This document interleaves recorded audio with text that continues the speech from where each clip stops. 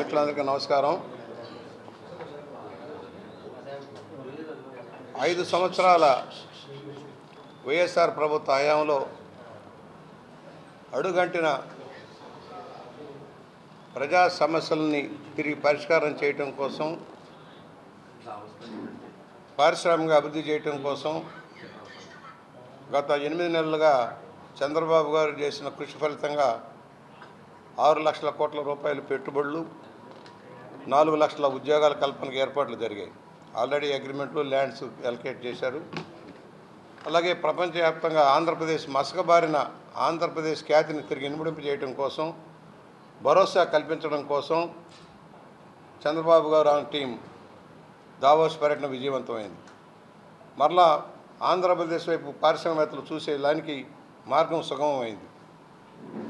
గత ప్రభుత్వ నిర్వాహకం వల్ల పెట్టుబడులన్నీ వెనక్కిపోయినాయి, పారిశ్రామికవేత్తలు పారిపోయారు. ఫలితంగా ఆంధ్రప్రదేశ్ ఆర్థిక వ్యవస్థే చిన్నాభిన్నమైన పరిస్థితి మనం చూసాం. తిరిగి వాళ్ళ గాడిలో పెట్టేదానికోసం జరుగుతున్న ప్రయత్నంలో ప్రజల సహకారం కూడా అవసరమని సవినయంగా మనవి చేస్తూ ఉన్నాను.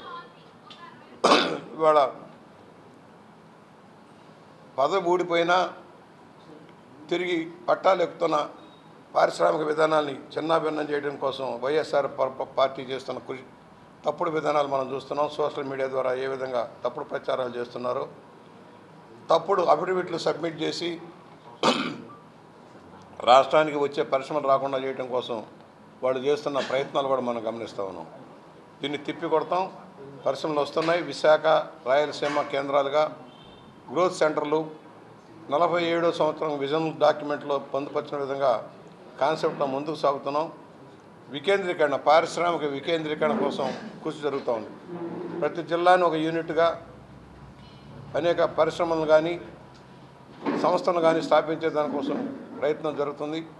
ఆ విధంగా మనం ముందుకు సాగుతూ ఉన్నాం.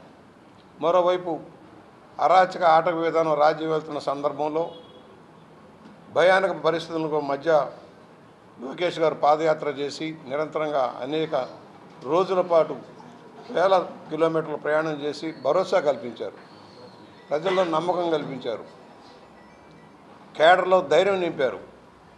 ఫలితంగా తిరిగి ప్రభుత్వం ఏర్పాటయ్యేదానికి అవకాశం ఏర్పాటైంది. ఇవాళ ఎన్డీఏ ప్రభుత్వం వచ్చింది. ఎన్డీఏ ప్రభుత్వ సారథ్యంలో రాష్ట్రం ముందుకు సాగుతూ ఉంది. అనేక ఆర్థిక ఇబ్బందులు ఉన్నాయి. వైఎస్ఆర్ ప్రభుత్వం చేసిన తప్పుడు నిర్ణయాల వల్ల అభివృద్ధి కుంటుపడిపోయింది. పరిశ్రమలు పారిపోవడమే కాదు, ఉపాధి లేకుండా పోయింది.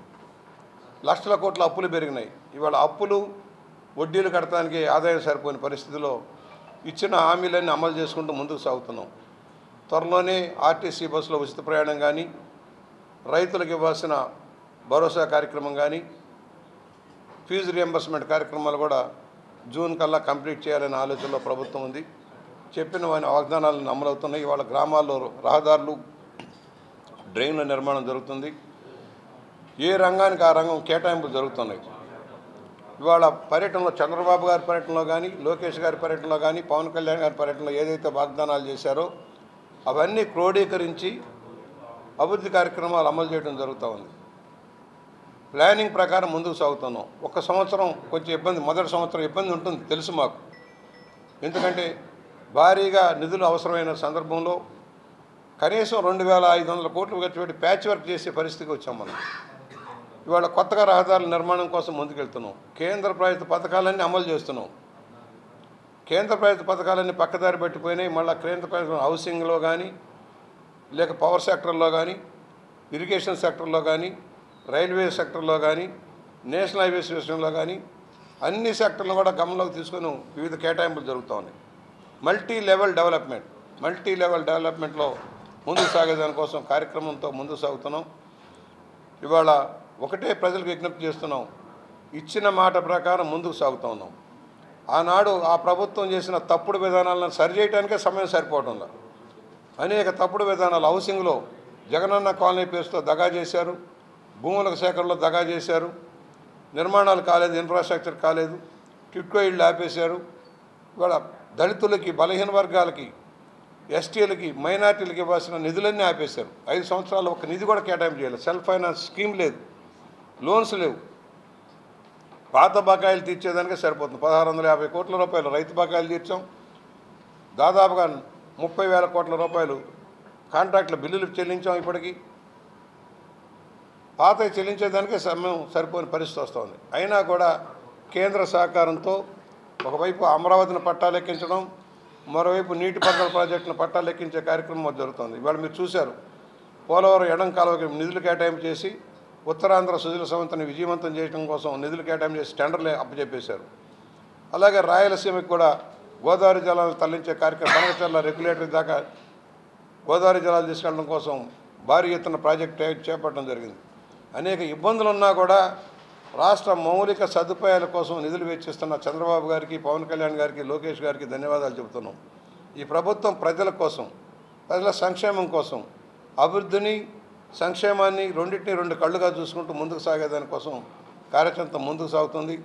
దానిలో అనేక అపరాధాలు కూడా ఉంటాయి, తొలగించుకుంటూ వెళ్ళాలి. కేంద్రం ప్రకటించిన సంస్థలన్నింటికి కూడా నిధులు కేటాయింపు చేస్తూ ఉన్నాం. ఇవాళ ఉమ్మడి రాష్ట్రంలో ఉన్న సమస్యల పరిష్కారం కోసం వేదిక ముందుకు సాగుతున్నాం.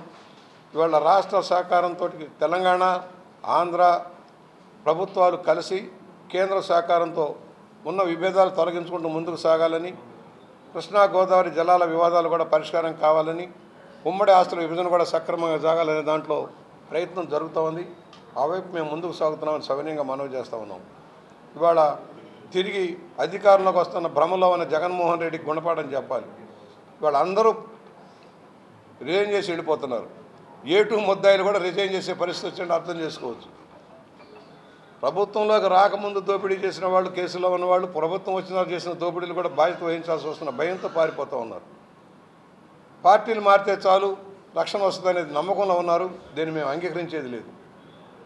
ఎవరైనా సరే తప్పు చేసిన వాళ్ళకి శిక్ష ఉండాల్సిందే. ఏ పార్టీలో ఉన్నా, ఏ ప్రభుత్వంలో ఉన్నా శిక్ష పడాల్సిందే. అధికారం ఉందని అహంకారంతో విర్రవీగి ప్రతిపక్షాల నాయకుల్ని, కార్యకర్తలను ఇబ్బంది పాలు చేసిన వాళ్ళు ఎవడైనా సరే, ఏ పార్టీలోకి వచ్చినా, ఎన్డీఏ పార్టీలోకి వచ్చినా శిక్షలు తప్పదని హెచ్చరిక చేస్తా ఉన్నాం. ఏదో ఒక ముసుగులో దూరటం, తిరిగి అక్కడ కలతలు సృష్టించడం మనం చూస్తూ ఉన్నాం. మా పార్టీ అధిష్టానాలు కూడా చెబుతున్నాం, ఎవరినైనా చేర్చుకునేటప్పుడు 1-2 సార్లు ఆలోచించండి. పార్టీ కింద నుంచి పనిచేసే కార్యకర్తకే గౌరవం ఉండాలి కానీ ఆయారాములు గయారాములు కాదని కూడా మేము స్పష్టం చేస్తూ ఉన్నాం. ఆ విధంగా వచ్చిన వాళ్ళు పబ్బం గడుకుంటారు, అధికారం పోయినప్పుడు మళ్ళీ పార్టీలు మారుతారు. వాళ్ళు కాదు మనకు కావాల్సింది. నిరంతరంగా కష్టపడేవాళ్ళు, పార్టీ కోసం అంకితభావంతో పనిచేసేవాళ్ళు, ప్రజా సమస్యల కోసం సమయం వెచ్చించి పనిచేసేవాళ్ళు కావాలి మనకి.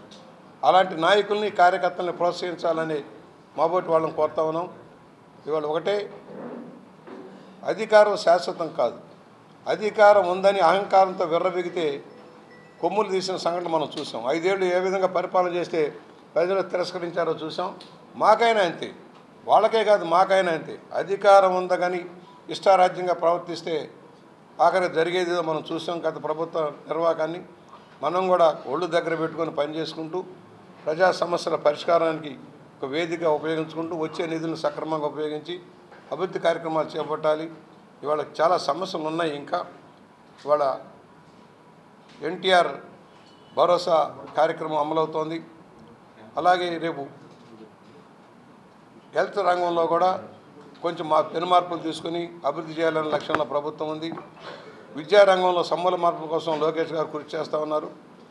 మూతబడిన సంస్థలన్నింటినీ తెరిపించడం కోసం ప్రయత్నం జరుగుతుందని సవినయంగా మనవి చేస్తూ, ఇవాళ నా వరకు నేను మన నియోజకవర్గ సమస్యల పరిష్కారం కోసం కృషి చేస్తూ ఉన్నాను. అనేక రోజులుగా అధికారులతో వరుస సమావేశాలు పెట్టుకోవటం, నాకున్న అనుభవం అంతా వాళ్ళకి చెప్పి ఏమేం కావాలో చేస్తున్నాం. నేషనల్ హైవేకి సంబంధించిన ప్రాజెక్టు కానీ, ఇవాళ గ్రామాల్లో మురుగునీటి పారుదల సమస్య తీవ్రంగా ఉంది. నగరానికి సంబంధించిన మురుగునీటి సమస్య శాశ్వత పరిష్కారం కనుగొనవలసిన అవసరం ఉంది. ఇవాళ భారీగా ఇబ్బందులు ఉన్నాయి. అవుట్లెట్స్ లేవు ఎక్కడా కూడా. గతంలో పాడుపెట్టిన వేస్ట్ మేనేజ్మెంట్ ప్లాంట్ అన్నీ నడిపిస్తూ ఉన్నాం, మళ్ళీ తెరిపించాం. మంచినీటి పథకాలన్నీ తెరిపిస్తూ ఉన్నాం. పాత బకాయిలన్నీ చెల్లించుకుంటూ గ్రామాల్లో రోడ్లు వేస్తున్నాం. మన నియోజకవర్గంలో భారీగా రోడ్లు వేస్తూ ఉన్నాం. కేంద్రం నుంచి వచ్చే ఎంఎన్ఆర్జీస్ని సద్వినియోగం చేసుకుంటున్నాం. ఎక్కడెక్కడ ఏ పనులు అయితే ఆగిపోయినాయో వాటన్నిటిని మళ్ళీ కంప్లీట్ చేస్తూ ఉన్నాం. వేగంగా కంప్లీట్ రాబోయే 2-3 నెలల్లో కంప్లీట్ చేసి మళ్ళీ కొత్త వర్క్స్ అని చేసి రాబోయే 2 సంవత్సరాల్లో ప్రతి గ్రామంలో కూడా ఇన్ఫ్రాస్ట్రక్చర్ క్రియేట్ అయిపోయి కంప్లీట్ అయ్యేలాగా, శానిటేషన్ ఇంప్రూవ్ అయ్యేలాగా, మంచినీటికి టాప్ ప్రయారిటీ ఇస్తున్నాం. జల మిషన్ కేంద్రం ఇచ్చిన జల మిషన్ని గత ప్రభుత్వం నిర్వీర్యం చేసింది. మరలా ఇవాళ 70,000 కోట్లకి తోటి ఆ పథకం ప్రారంభించాలని రాష్ట్ర ప్రభుత్వం ఆలోచన చేస్తుంది.